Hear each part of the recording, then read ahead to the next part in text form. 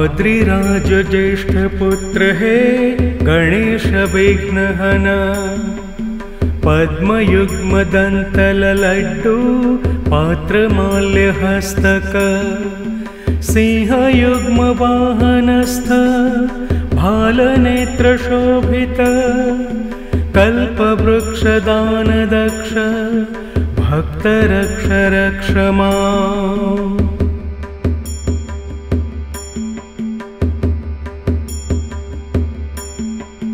एकदंत वक्रतुंड नागयज्ञ सूत्रक सोमसूर्य वहीमेय मानमातृनेत्रक रत्नजाल चित्रमाल भालचंद्र शोभित कल्पवृक्ष दान दक्ष भक्त रक्ष रक्ष माम्।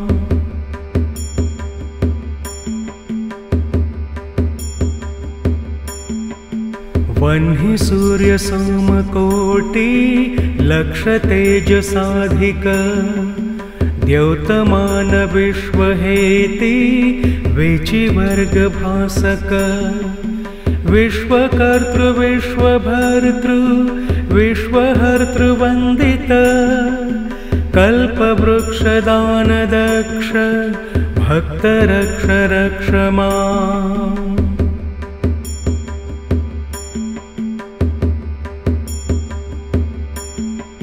स्वप्रभाव भूत भव्य भावि भाव भासक काल जाल बद्ध वृद्ध बाललोक पालक रिद्धि सिद्धि बुद्धि वृद्धि भुक्ति मुक्तिदायक कल्पवृक्ष दान दक्ष भक्त रक्ष रक्ष माम्।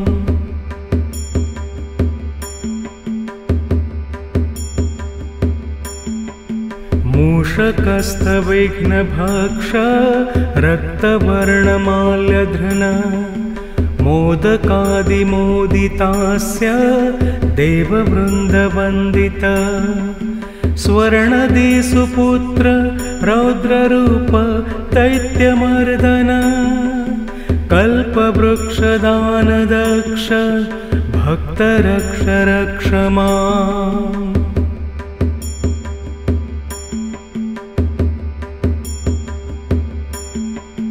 ब्रह्म शंभु विष्णु जिष्णु सूर्य सोमचारण देव दैत्य नागयक्ष लोकपाल संस्तुत ध्यान दान कर्म धर्म युक्त शर्मदायक कल्पवृक्ष दान दक्ष भक्त रक्ष रक्ष माम्।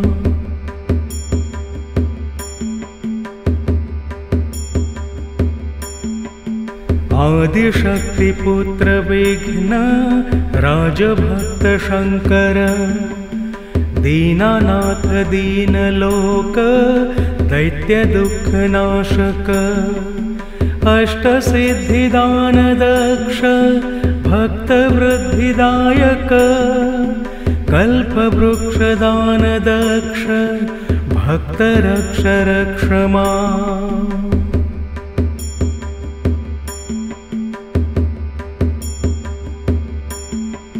शैव शक्ति सांख्य योग शुद्धवादि कीर्तित बौद्ध जैन सौर कार्म पांचरात्र तर्कित वल्लभादि शक्ति युक्त देव भक्त वत्सल कल्पवृक्ष दान दक्ष भक्त रक्ष रक्ष माम्।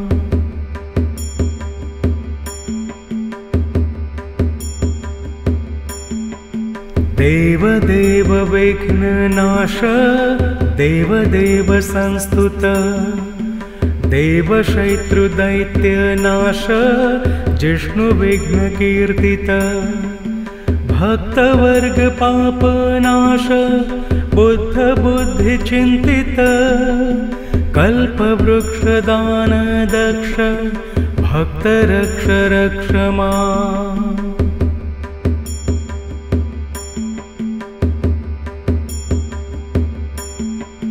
हे गणेश लोकपाल पूजिताङ्घ्रियुग्मक धन्य लोक दैन्य नाश पाशराशिभेदक रम्य रक्त धर्म सक्त भक्त चित्त पापहन कल्पवृक्ष दान दक्ष भक्त रक्ष रक्ष माम्।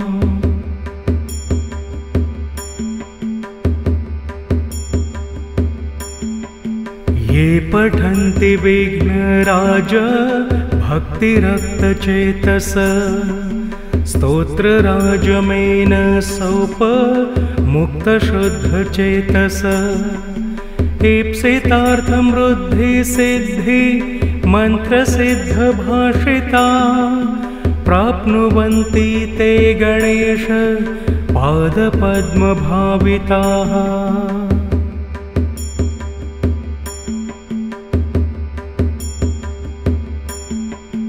इति गणेशलीलास्तुति समाप्ता।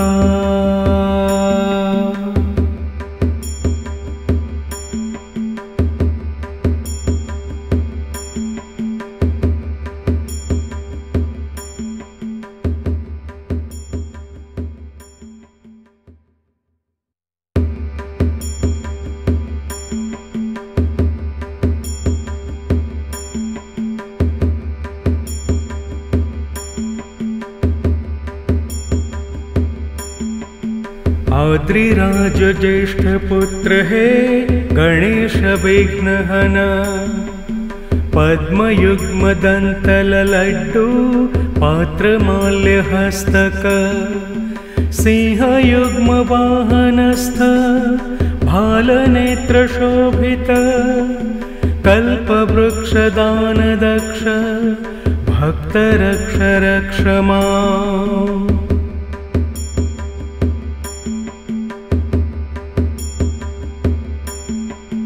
एकदन्त वक्रतुण्ड नागयज्ञसूत्रक सोमसूर्य वहीमेय मानमातृनेत्रक रत्नजालचित्रमाल भालचन्द्रशोभित कल्पवृक्ष दान दक्ष भक्त रक्ष रक्ष माम्।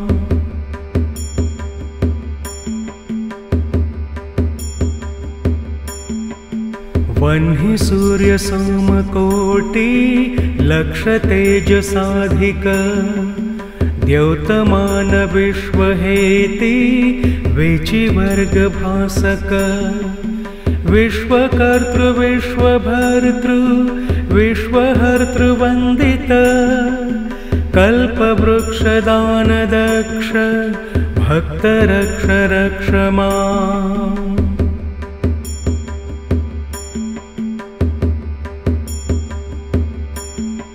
स्वप्रभाव भूत भव्य भावि भाव भासक काल जाल बद्ध वृद्ध बाललोकपालक रिद्धि सिद्धि बुद्धि वृद्धि भुक्ति मुक्तिदायक कल्पवृक्ष दान दक्ष भक्त रक्ष रक्ष माम्।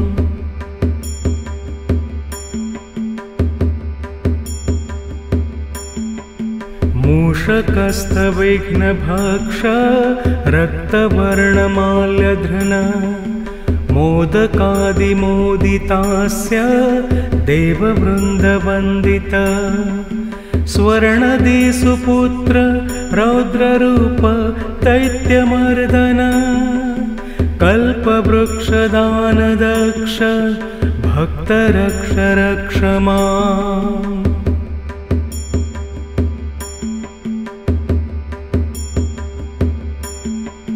ब्रह्म शंभु विष्णु जिष्णु सूर्य सोमचारण देव दैत्य नागयक्ष लोकपाल संस्तुत ध्यानदान कर्म धर्म युक्त शर्मदायक कल्पवृक्षदान दक्ष भक्त रक्ष रक्ष माम्।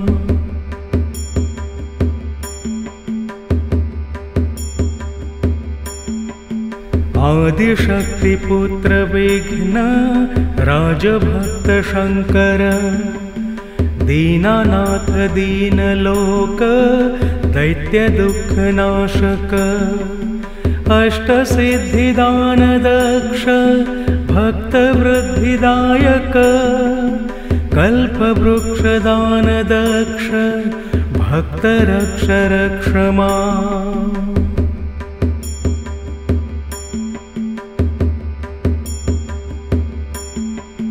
शैव शक्ति सांख्य योग शुद्धवादि कीर्तित बौद्ध जैन सौर कार्म पांचरात्र तर्कित वल्लभादि शक्ति युक्त देव भक्त वत्सल कल्पवृक्ष दान दक्ष भक्त रक्ष रक्ष माम्।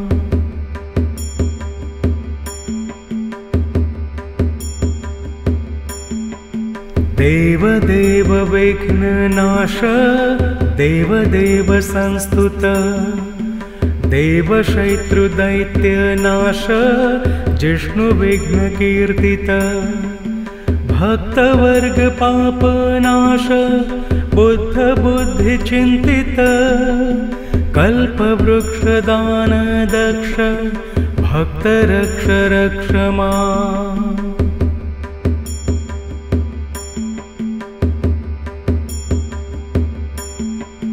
हे गणेश लोकपाल पूजितांघ्रियुग्मक धन्य लोक दैन्य नाश पाशराशि भेदक रम्य रक्त धर्म सक्त भक्त चित्त पापहन कल्पवृक्ष दान दक्ष भक्त रक्ष रक्ष माम्।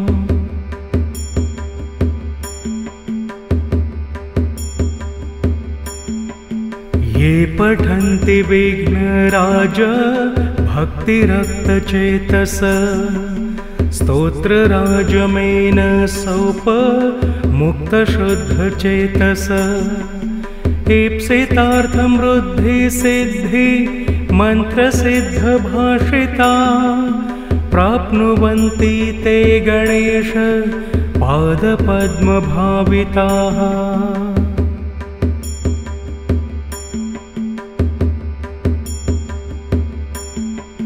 इति गणेशलीलास्तुति समाप्ता।